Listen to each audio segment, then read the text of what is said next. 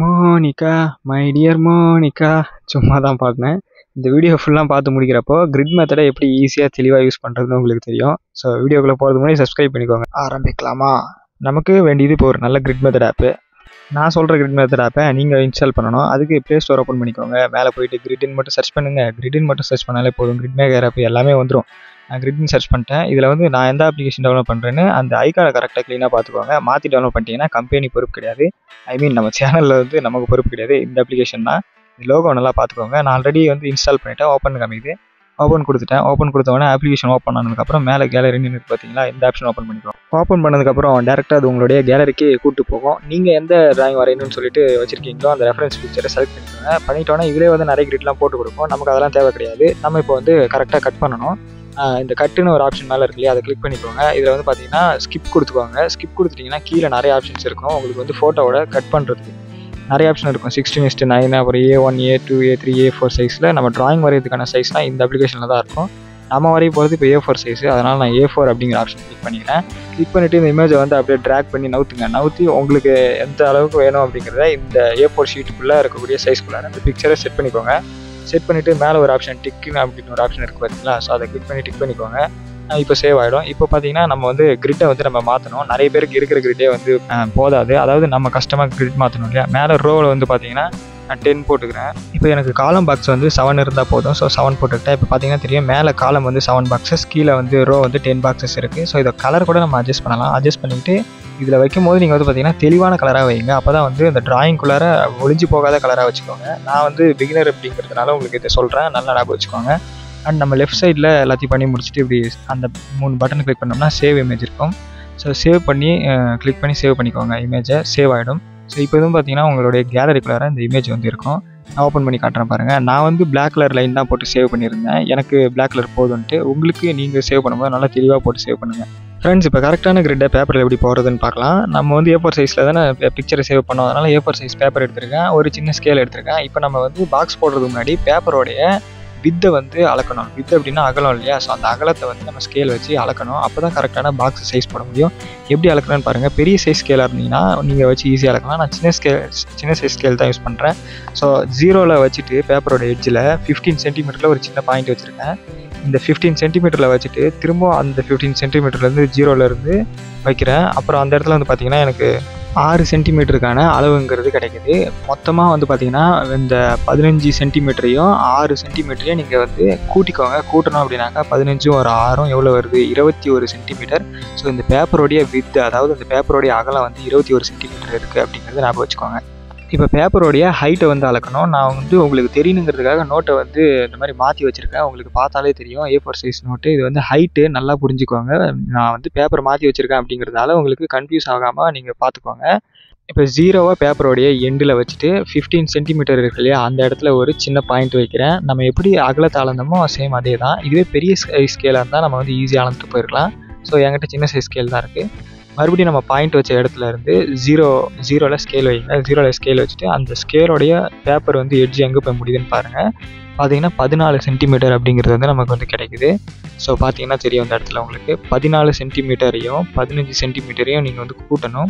14 + 15 நீங்கள் கூட்டினீங்க அப்படின்னாக்கா 29 அப்படிங்கிற ஒரு அளவு கிடைக்கும். இந்த 29 சென்டிமீட்டர் தான் இந்த பேப்பரோடைய ஹைட் அப்படிங்கிறத ஞாபகம் வச்சுக்கோங்க.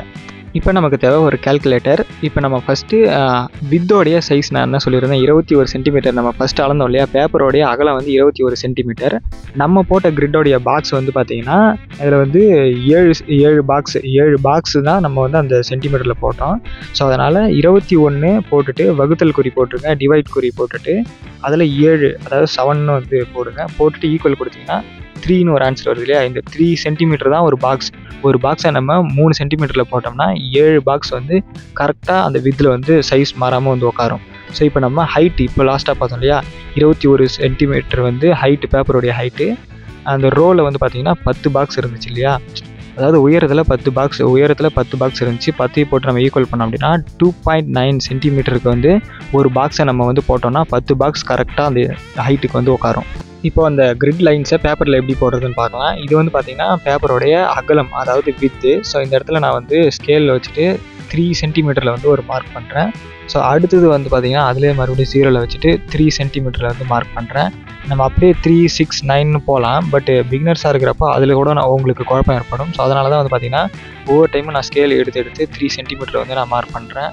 பார்த்திங்கன்னா தெரியும், அந்த 3 சென்டிமீட்டர் நீங்கள் மார்க் பண்ணுறப்பவும் சரி, ஸ்கேல் கொஞ்சமாவது லைட்டாக மிஸ் ஆச்சு அப்படின்னா பார்த்தீங்கன்னாக்கா உங்களுக்கு அந்த பாக்ஸ் சரியாக கிடைக்காது. பாக்ஸ் சரியாக கிடைக்கல அப்படின்னாக்கா உங்களுக்கு லைன்ஸு சரியாக கிடைக்காது, ட்ராயிங் சரியாக வராது. இப்போ வந்து ஹைட்டு, இப்போ வந்து அகலத்தை பார்த்தாச்சு. இப்போ வந்து ஹைட்டு பார்க்கலாம். அதாவது ரோக்கான பாக்ஸ் போடலாம். இந்த இடத்துல வந்து 2.9 சென்டிமீட்டர் இருக்கு இல்லையா? ஸோ அதனால் 2.9 சென்டிமீட்டர் வந்து இந்த மாதிரி மார்க் பண்ணுறேன் சின்னதாக. ஸோ இப்போவும் நான் வந்து அதே தான் சொல்லுவேன், கவனமாக பார்த்து மார்க் பண்ணுங்கள். லைட்டாக மிஸ் ஆகிட்டா கூட உங்களுக்கு ட்ராயிங் வந்து பர்ஃபெக்டாக வரவே வராது. அப்புறம் இன்னொரு விஷயம் நல்லா புரிஞ்சுக்கோங்க, இப்போ நான் போட்டுட்ருக்கிறது பேப்பரை வந்து பார்த்திங்கன்னா ஹைட்டுக்கு தான் நான் வந்து போட்டுட்ருக்கேன். நீங்கள் வந்து கன்ஃபியூஸ் ஆகிக்காதீங்க. ஏன்னா நிறைய பிகினர்ஸ் வந்து நான் இன்னமும் வந்து அந்த அகலத்துக்கான மார்க் தான் பண்ணிகிட்ருக்கேன்னு சொல்லிட்டு தப்பாக நினச்சிக்கிறீங்க. அப்படிலாம் கிடையாது. நான் ஃபஸ்ட்டு போட்டது வந்து அகலம், அதாவது பேப்பரோடைய வித்து. ரெண்டாவது போடுறது வந்து பேப்பரோடைய ஹைட்டு, அதாவது நீளம். பேப்பரோடைய நீளம்னா வந்து வெர்டிக்கலு, அகலம்னா ஹரிசாண்டல். இப்போ நம்ம பண்ண மார்க்ஸ் எல்லாத்தையும் ஜாயின் பண்ணி லைன்ஸ் வந்து போட்டுக்கலாம். லைன்ஸ் போடும் போதும் கொஞ்சமாக நீங்கள் அந்த மார்க்கை விட்டு லைட்டாக எஸ் ஆகிட்டிங்கன்னா கூட ட்ராயிங்கில் நீங்கள் என்ன தான் கிரிட்டு போட்டு வரைஞ்சாலும் அந்த ட்ராயிங் சிறப்பாக வராது. ஸோ அதனால் லைன்ஸையும் ஸ்ட்ரைட்டாக போடுங்க. நான் போட்டிருக்கக்கூடிய இப்போ இந்த லைன் வந்து பார்த்திங்கன்னா ஹைட்டுக்கான லைன் தான் போட்டுட்ருக்கேன். அதாவது மேலேருந்து கீழே அந்த ரோ பாக்ஸுக்கான லைன், அந்த 10 பாக்ஸ் வரும் இல்லையா? ஃப்ரேமில் சின்னதாக செட் ஆகுது அப்படிங்கிறதால உங்களுக்கு இது கொஞ்சம் கன்ஃபியூஷன் இருக்கலாம். கன்ஃபியூஸ் ஆகிக்காதீங்க. இப்போ நான் போட்டிருக்கிற லைன் தான் வந்து பார்த்திங்கன்னா வித்துக்கான லைன்.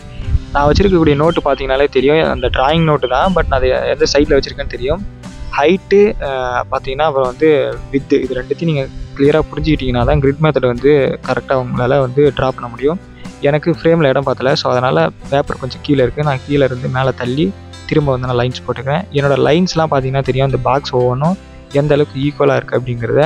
ஸோ கேமராவில் அங்கங்கே தெரிஞ்சால் கூட பரவாயில்ல, உங்களுக்கு பார்க்குறதுக்கு தெரியும். ஸோ பார்த்தீங்கன்னா ஹைட்டோடைய பாக்ஸ் பாருங்கள் 10 இருக்கும், வித்தோட பாக்ஸ் 7 இருக்கும்.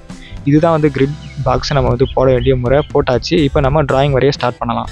எப்போவுமே ஒரு ட்ராயிங் வரைகிறப்போ அது வந்து கண்ணுலேருந்து தான் நம்ம வரையணும்னு சொல்லியிருப்போம். அதுக்கு காரணம் என்னென்னா, நம்ம வந்து கண்ணை ஃபஸ்ட்டு வரைஞ்சிட்டோம் அப்படின்னா தான் அடுத்தது வரைகிறதுக்கு நமக்கு நல்ல ஒரு ஐடியாவும் கிடைக்கும், இன்ட்ரெஸ்ட்டும் கிடைக்கும். அதை விட்டுட்டு நீங்கள் டேரெக்டாக வேறு ஏதாவது வரைஞ்சிங்கன்னா அப்புறம் கடைசியில் எல்லாத்தையும் வரைஞ்சிட்டு கண் வரையும் போது நல்லா இல்லை அப்படின்னாக்கா திரும்ப அழிச்சிட்டு இருக்க முடியாது இல்லையா? அதுக்கு தான். ஸோ இப்போ அந்த கண் வரைகிறதுக்கு அந்த கண்ணோடைய ஸ்டார்டிங் பாயிண்ட், அதாவது மார்க்கு எந்த பாக்ஸில் இருக்குதுன்னு பார்த்துக்கிட்டேன். பார்த்திங்கன்னா தெரியும், 3வது பாக்ஸில் வந்து இந்த கண் வந்து இருக்குது. ஸோ அதனால் 3வது லைனில் இருந்து அந்த பாக்ஸில் வந்து இருக்குது. அங்கேருந்து நான் ஸ்டார்ட் பண்ணிக்கிறேன். ஸோ இதுக்கப்புறம் வந்து என்ன பண்ணணும் அப்படின்னாக்கா, ஒவ்வொரு பாக்ஸில் இருக்கக்கூடிய ஒவ்வொரு பார்ட், அதாவது ஒவ்வொரு லைன். இப்போ நான் கண் வரைகிறேன் அப்படின்னா நெக்ஸ்ட் கண் வரைகிறதுக்கான லைன்ஸ் அந்த ஒரு பாக்ஸ்க்குள்ளே எங்கெங்கெல்லாம் லைன் இருக்குது அப்படிங்கிறத பாருங்கள். ஸோ அதை பார்த்துட்டு நம்ம ட்ரா பண்ணிக்க வேண்டியதான். நீங்கள் வந்து கிரிட் மெத்தடோடைய டிப்ஸ் அண்ட் ட்ரிக்ஸ்லாம் உங்களுக்கு வேணும், அதாவது டிப்ஸ் வேணும் அப்படின்னாக்கா அதுக்கு நான் தனியாக ஒரு பெரிய வீடியோ வந்து டீட்டெயிலாக போட்டிருக்கேன். உங்களுக்கு அந்த கிரிட் மெத்தடோடைய வீடியோ வேணும் அப்படின்னா, நான் வந்து டிப்ஸ் வீடியோ வேணும்னா கீழே டிஸ்கிரிப்ஷனில் லிங்க் கொடுத்துருக்கேன், மறக்காமல் அதை செக் பண்ணி பாருங்கள். கிரிட் மெத்தடில் உங்களுக்கு இன்னும் தெளிவான ஒரு விளக்கம் கிடைக்கும். அதுபோக உங்களுக்கு கிரிட் மெத்தடை வந்து இன்னும் நிறைய விஷயங்கள் தெரியணும் அப்படின்னா, கிரிட் மெத்தட்லேயே நிறைய வீடியோஸ் வந்து நம்ம வந்து அப்லோட் பண்ணியிருக்கோம், ஒரு சில வீடியோஸ்லாம். அதோடைய லிங்க் நான் வந்து கீழே டிஸ்கிரிப்ஷனில் கொடுக்குறேன், மறக்காமல் அதை போய் சர்ச் பண்ணி பாருங்கள். நீங்கள் வந்து ஒரு டைம் வரைஞ்சிட்டு உங்களுக்கு சரியாக வரல அப்படிங்கிறதுனால விட்டுறாதீங்க. கிரிட் மெத்தடை பொறுத்த வரைக்கும் ரொம்பவே ஈஸி. இதில் முக்கியம் என்னென்னா, நீங்கள் வந்து சைஸை வந்து கரெக்டாக நோட்டீஸ் பண்ணி வைக்கணும், அதுதான் வந்து முக்கியம். அதாவது பாக்ஸ் போடுறீங்க இல்லையா, அந்த பாக்ஸை எப்படி போடுறது அப்படிங்கிறது தெரிஞ்சுக்கணும். அதுக்கு தான் வந்து நான் இப்போ வந்து எப்படி போடுறதுன்னு நான் வந்து உங்ககிட்ட சொல்லியிருந்தேன். முக்கியமான விஷயம் என்னன்னாக்கா, ஒவ்வொரு பேப்பருக்கான சைஸை நீங்கள் தெரிஞ்சுக்கிட்டு அதில் எத்தனை பாக்ஸ் போட போகிறீங்கிறத டிவைட் பண்ணிங்க அப்படின்னா கிரிட் மெத்தட் ஈஸியாக வந்துடும். வீடியோ யூஸ்ஃபுல் அப்படின்னா லைக் ஒன்று போடுங்க. அடுத்த வீடியோவில் சந்திப்போம்.